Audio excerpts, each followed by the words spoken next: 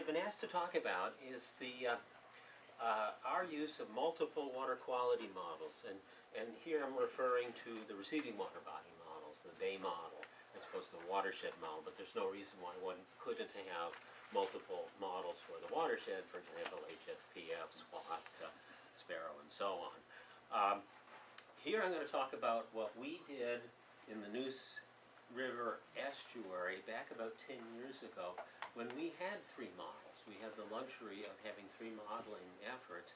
I'm going to describe a little bit about the models and how each brought something useful to the table. Okay, a little bit on the models, just through these diagrams. This is the C=W2 model, two-dimensional laterally averaged model, which had been developed for the Neuse estuary in North Carolina through the Corps of Engineers, through USGS, through the North Carolina Division of Water Quality, and then finally for our project, the Neuse Modeling and Monitoring Project, which we did initially to address the fish kills and algal blooms and the concern about Pfiesteria, basically to understand the water quality, and that evolved over the course of 4 years to assisting the state with the development of the TMDL. So this was the primary model because it had a history with the Neuse estuary. And I'm going to interweave things that make it look like there was this. We were very logical and thoughtful in our progression of thinking, and in fact that's not the case. But it's this is sort of a reinvention of history. But had we been logical and thoughtful, we would have recognized this opportunity of multiple models. And here's an example of where we often see it. That is with hurricane trajectories.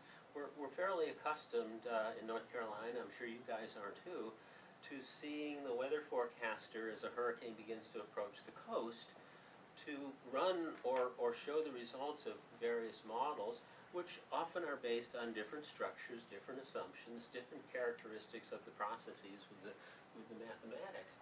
And so what we've come to think, particularly given the fact that this isn't these different lines don't represent a single model, different scenarios, but rather they represent multiple models, again with different structures. To some extent, the envelope of these might reflect the uncertainty in our science as translated into the mathematical characterizations. So, again, had we been logical in our thinking, we would have thought about this and said, we need more models. Maybe that's what EPA did. So Tim Wool and Tetra Tech, and this is an old diagram for WASP, decided that laterally averaged 2D was not sufficient. And so Tim and Tetra Tech came in on their own resources and developed an EFDC WASP model for the Neuse estuary. And so that was going on at the same time. Our group in North Carolina, funded initially through the state, and then later with EPA funds to the state, involving me as PI when I was director of the UNC Water Resources Research Institute, a number of scientists at the UNC Marine Lab, at NC State, at Duke, in the public sector with the Division of Water Quality, obviously with EPA, with the USGS, and in the private sector we had Weyerhaeuser involved. So it was a multi-investigator activity involving both modeling and monitoring. So we had those 2 models, and then again, if we wanted to say we think logically about it, we realize that we can't do much of an uncertainty analysis with those models. They just have too many parameters, too much complexity that would allow us to do a very thorough uncertainty analysis. You can do sensitivity analysis, but you really can't fully capture the uncertainty. And as many of you know, uncertainty analysis has been an important aspect of my research work for my entire career. So as PI on this and some funding for a PhD student, I said we needed to have another model that allowed us to capture the uncertainty. So that led to our Bayesian network model that Mark Borsig, my PhD student, and this indicates in a very simple form how we structured it from nutrient nitrogen inputs to the chlorophyll violations, but importantly for the public communication, we went to these endpoints. This was to be hysteria, which at the time was thought to be important. But these endpoints there that the public would relate to. And the arrows are not indicating a transfer of mass. They're indicating conditional probabilities. So this is a probabilistic model. And so what you have down here are probabilities, let's say, for number of, this would be number of severe fish kills. I think it's over 10,000 or 100,000 fish. So you have a probability on that number. Now, to show you that this is not quite as simple as suggested by the diagram, this is in fact the entire model. We have compartments, if you will, that blow up into more detailed characterization. So in some of these submodels, there's an attempt to capture mechanism on a more gross spatial and temporal scale than what occurs in, say, the Chesapeake Bay model and in the other models we were working with. Now, how do you parameterize this? Parameterization involves estimating probabilities, conditional probabilities, and in some cases we had historic data on the Neuse, and so we would do statistical model building for the purposes of capturing the probabilities that would come out of the statistical model. In some instances, we had cross-sectional data on number of estuaries, and so we would use the statistical analysis to give us those probabilities.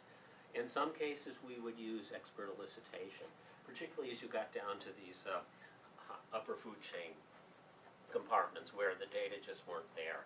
So we had people like Larry Crowder at the Duke Marine Lab, Pete Peterson at the UNC Marine Lab, who served as experts, and there's a formalized process that one goes through to capture the conditional probability relationships, where you get the expert comfortable with what you're trying to achieve, and then you pose a set of carefully crafted questions that lead to the conditional probability tables. So we had those three models, and what you can say, and there's far more to say about this than what I'm saying here, but in just a summary, the mechanistic models, they're structured to provide a deterministic prediction of compliance that is compatible with individual measurements of water quality criteria. As is the Bay model here, you're putting it on a space-time scale that is compatible with how the measurements are used to assess compliance. So you've got that nice correspondence that you're trying to achieve. Now the probability network model, or the BayesNet, just is not going to do that. It can't capture that level of detail, and it's not intended to. But what it does, among other things, is it provides an assessment of uncertainty in the aggregate response. For something like Chesapeake Bay, the aggregate response for DO is probably, it's not terribly meaningful. But if you break up Chesapeake Bay, as we did the Neuse estuary, into segments, and you an aggregate response on chlorophyll and an uncertainty on that in the Neuse at least was meaningful to decision makers and to stakeholders, because it gave them an idea of how good the science was, which you really couldn't assess with the mechanistic models. And it also allowed us to get to these publicly meaningful endpoints that the public related to. As you can imagine, the public understands that you have regulations, you have water quality criteria that you have to meet by law, but they may have less or poor understanding of why those are there in the first place and what those mean in terms of the things that they care about if they have crab pots or something of that nature. So how did things work out? Well, now, this is a bit of an unfair characterization of all three models. Across the top you see the 2D model NEAM, the 3D model WASP, and then the BayesNet model. And this is these are the observations, and those are the predictions for the upper, more riverine-driven part of the Neuse, for the middle, where there's both tidal and riverine, and here where it's mainly tidal. untitled. As you can see, the models tend to do a little better, not great, but tend to do a little better when they have the importance of the flow as a predictor variable. I say this is a little unfair in comparison because these are point predictions, point observations, and it's often pretty difficult to get a high level of prediction accuracy comparing a point prediction with a point observation because of the difficulty in capturing all of that short time space variability. For Neu-BERN, these are actually the center of a distribution. So at least in the Neu-BERN column, the Bayes net, there's an implied distribution around those points.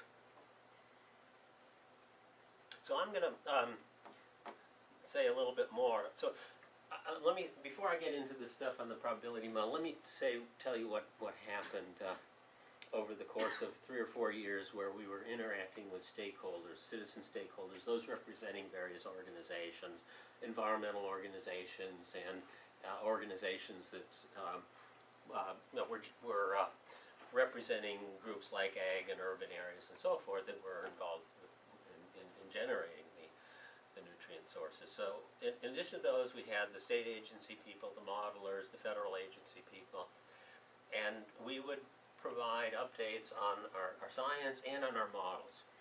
And the Neu-BERN model was in its infancy at the time we started these models, whereas the others, the 2D and the 3D model, had these had the conceptual diagrams that I was showing you. And so much of what we did in talking to stakeholders was the presentation of those two models. It wasn't really any concern about why you're doing both a 2D and a 3D model, because EPA came forward and said, we think you should do this, so we're going to support it. So from the perspective of the state, they were just supporting the 2D model.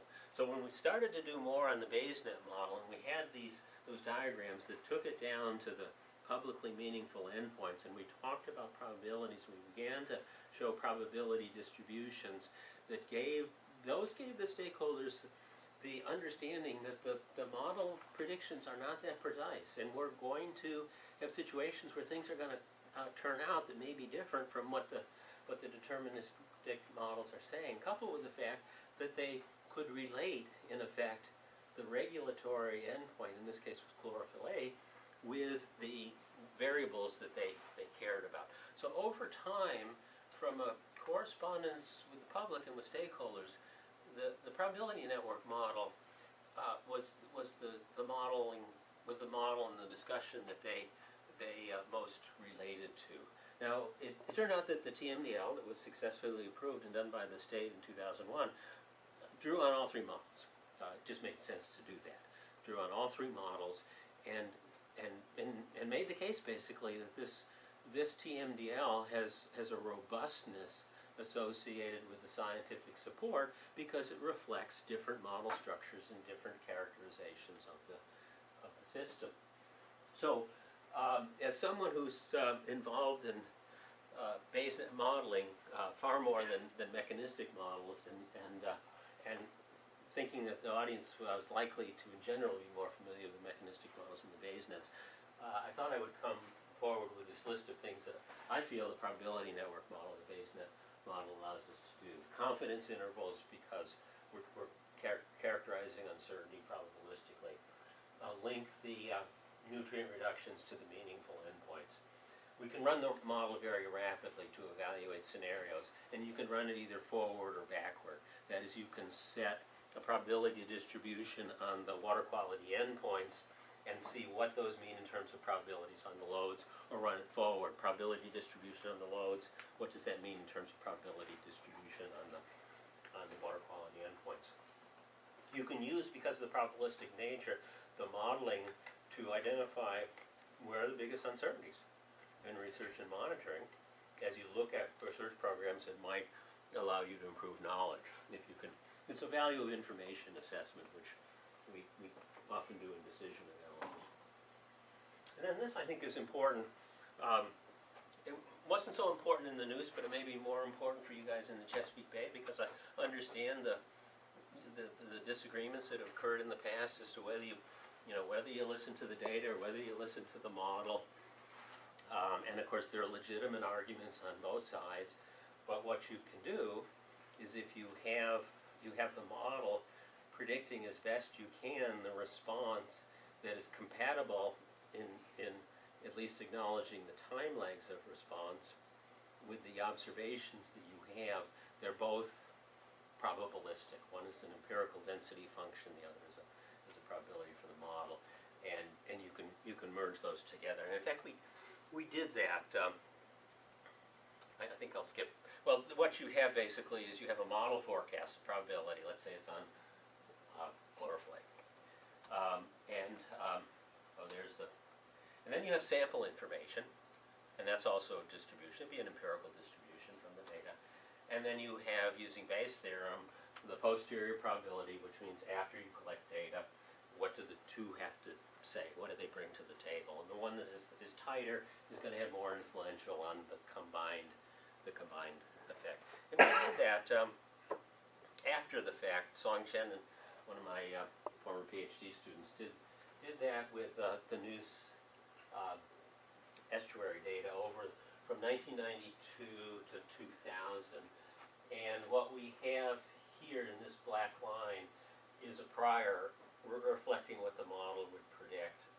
These are the data, and this is the combination, the posterior distribution reflecting both. And you can see how it moved quite a bit over to the data. So this posterior probability in the next year becomes the prior.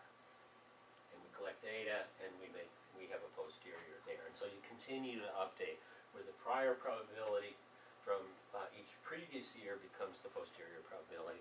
And ultimately you get a tight convergence between the prior and the posterior as you move further along. Of course, this is there's a certain steady state assumption here, and this is a dynamic system with other than just natural meteorological conditions affecting the observations from year to year, there are management actions that were affecting that. So that wasn't taken into consideration in this particular example. So, following a slide from Kathy Booker, who made a suggestion in your seminar series last year, and I agree with her, multiple models. Critical to understanding uncertainty model predictions. And I completely agree with these bullets and consistent with what we're doing. In conclusion, I was all set to propose and develop a Chesapeake BaysNet model. I mean, what a great name. So I was out getting some fishing equipment for our beach house in North Carolina, and went to Dick's Sporting Goods and found out they'd already developed it. So we've got a Chesapeake BaysNet right here. Not big enough. Not big enough.